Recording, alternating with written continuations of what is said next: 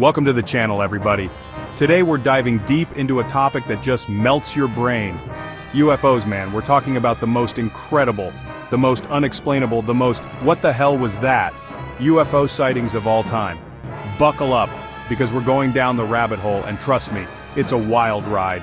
We've got government cover-ups, we've got mass hysteria, we've got objects defying the laws of physics. You name it, we're covering it. We're talking about the kind of stuff that makes you question everything you thought you knew about reality. So grab your tinfoil hats, pour yourself a drink, and get ready to have your mind blown. Let's do this! Alright, let's kick things off with the granddaddy of them all, the Roswell incident. 1947, New Mexico. A rancher finds weird debris scattered across his field. It's like nothing anyone's ever seen before.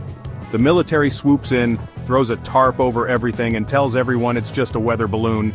A weather balloon? Come on, man. People weren't buying it then, and they're not buying it now. The debris, the stories from witnesses who saw the crash site, it all points to something extraterrestrial.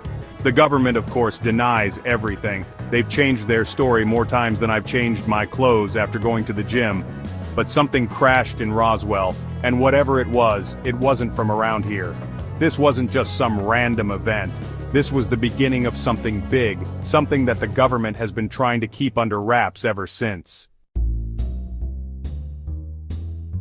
Fast forward to 1997, Phoenix, Arizona. Thousands of people, from everyday folks to the governor himself, witness a massive V-shaped object silently gliding across the night sky. This wasn't some quick blip on the radar. This thing was up there for hours, man. People were freaking out. It was like something out of Independence Day. What were they supposed to think? The official explanation? Military flares, get the hell out of here. Those were no flares. This was a massive craft, intelligently controlled, and it was putting on a show for the entire city of Phoenix. And it's not like the government could just brush this one under the rug. There were too many witnesses, too much evidence. The Phoenix Lights remain one of the most compelling and well-documented UFO sightings in history. It's hard to deny when you have that many people seeing the same thing. Now let's hop across the pond to good old England. 1980, Rendlesham Forest. This is a big one, folks. We're talking about multiple encounters over several nights involving U.S. Air Force personnel stationed at RAF Bentwaters and RAF Woodbridge. These guys saw strange lights in the forest, man. They went to investigate, and that's when things got really crazy. They described a craft landing in the forest, emitting strange lights and symbols. They even got close enough to touch it. This wasn't some drunken escapade. These were trained military personnel, and they were shaken to their core. They documented everything, filed official reports, and even drew pictures of what they saw. The British government tried to play it down, but the evidence is there. Rendlesham Forest is like Britain's Roswell. It's a case that just won't go away, and for good reason. Let's rewind the clock a bit to 1942. World War II is raging, and tensions are high. Then, one night in Los Angeles, all hell breaks loose. Air raid sirens blare, searchlights pierce the sky, and anti-aircraft guns unleash a barrage of fire on... What? That's the million-dollar question, isn't it? The official story is that it was a false alarm, a case of mass hysteria. But the photos, the eyewitness accounts, they tell a different story. They describe a massive, slow-moving object hovering over the city. Something was up there, something that triggered a full-blown military response. Was it a Japanese aircraft, a weather balloon, or something else entirely? The Battle of Los Angeles remains one of the most baffling events in UFO history. Now let's jump ahead to 1989. Belgium becomes the UFO hotspot of the world. For months, people across the country are reporting sightings of strange, triangular-shaped craft flying silently through the sky.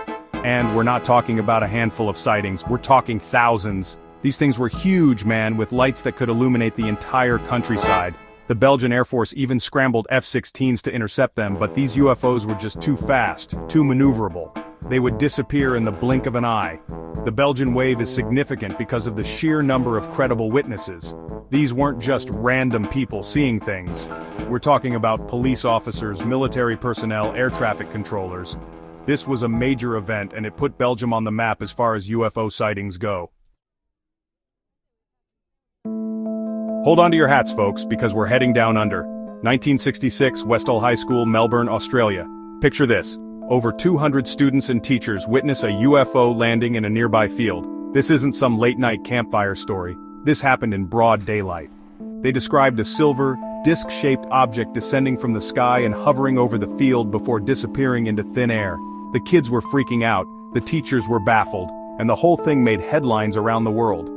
The Australian government, of course, tried to dismiss it as a weather balloon or a military aircraft. But come on, man, 200 people seeing a UFO land in a field? That's not something you just brush off. The Westall UFO incident remains one of the most compelling mass sightings in Australia, and it continues to fuel speculation and debate to this day. Let's jet over to Iran, 1976. This is a wild one, folks. Iranian fighter jets are scrambled to intercept an unidentified object approaching Tehran. These pilots, they've seen it all, right? But nothing could have prepared them for this. As they approach the object, their instruments go haywire. They try to communicate, but their radios are jammed.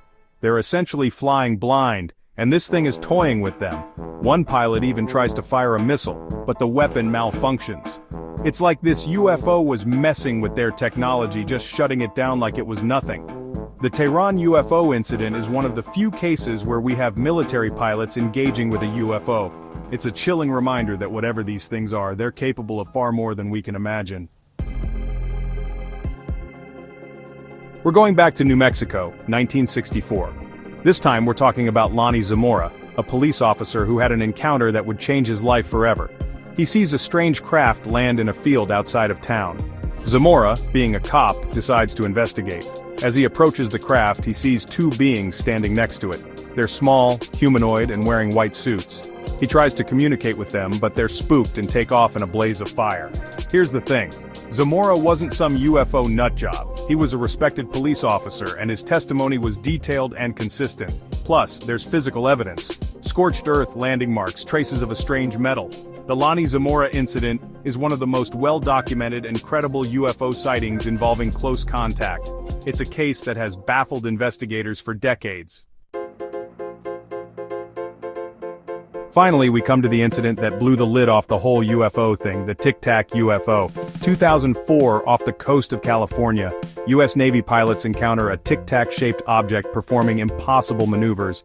These guys are flying F/A-18S, some of the most advanced fighter jets in the world, and this thing is outmaneuvering them with ease. It's dropping like thousands of feet in seconds, making turns that would crush a human pilot. The pilots managed to capture the whole thing on their infrared cameras, and the footage is mind-blowing. It shows an object defying the laws of physics, moving in ways that we can't even comprehend. And here's the kicker. The Pentagon finally admitted that the footage is real and that they can't explain it. The Tic Tac UFO incident is a game-changer. It's proof that we are not alone, and that something truly extraordinary is happening in our skies.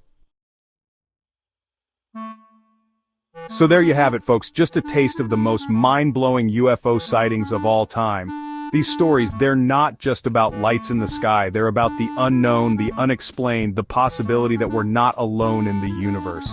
If you like these types of videos, like, share, and subscribe to the channel. Thanks for watching. And remember, keep your eyes on the skies because you never know what you might see.